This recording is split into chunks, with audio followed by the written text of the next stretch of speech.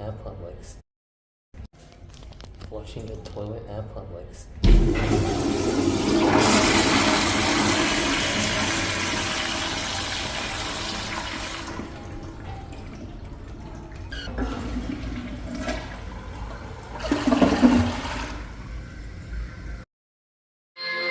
Flushing Jevin at Beef O'Brady's.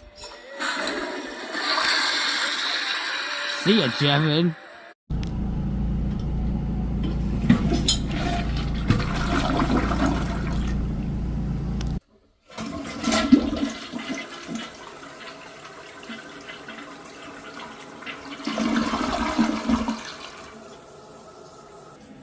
Here we go, flushing the toilets, downstairs toilet.